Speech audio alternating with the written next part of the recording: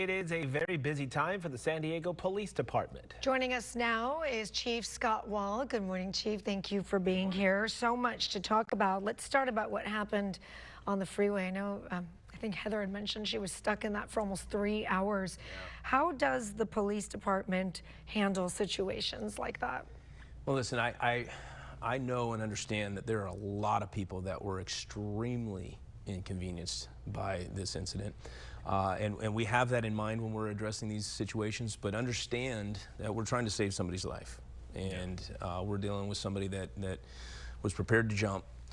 There are safety measures that we have to keep in place to prevent a catastrophe. We can't have the freeways maintain normal operation during a moment like that. And we try to do everything that we can to make it as expeditious as possible, keep what lanes open we can, and work through that incident. But I'm very proud of the negotiators that were able to talk him off the bridge, and I'm deeply sorry to the folks that were inconvenienced.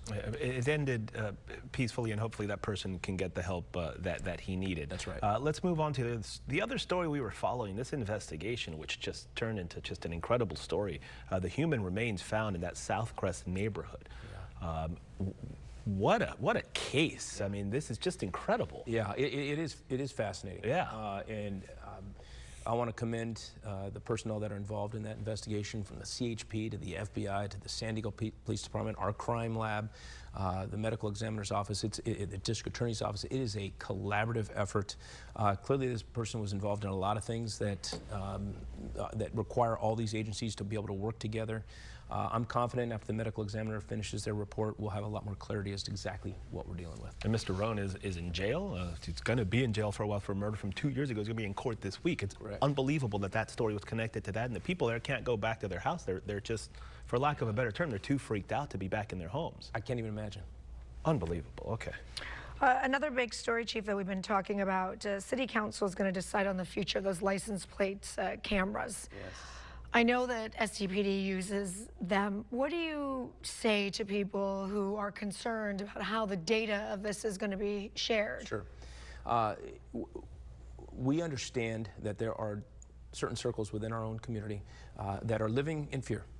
And I want people to understand that we have taken that into deep consideration in utilizing this technology to keep people safe. This is a crime-fighting tool, not an immigration enforcement tool. We have shown the way that we're using this technology has helped us drop crime, specifically auto theft. We've been able to catch murders. We've been able to catch kidnappers.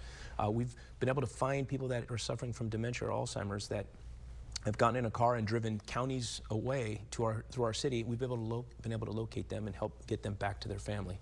So it is an effective tool for us. We have been working to address those fears specifically. We've been working very closely with our Privacy Advisory Board to make sure that we have the proper auditing, the proper transparency with the auditing. We retain the data, not the vendor. We retain the data. In order for us to be able to share that data, it would require a state court to approve a warrant, which would be in defiance of their own state law. Good luck getting a California court to do something like that.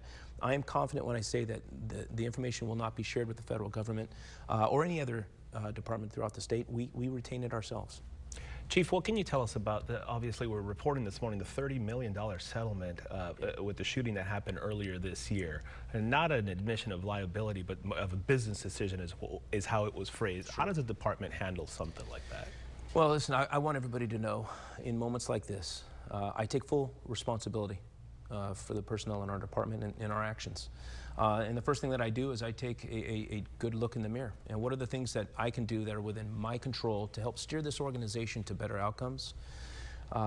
Understanding fully that we're asking our police officers to step into harm's way each and every day to make difficult split-second decisions.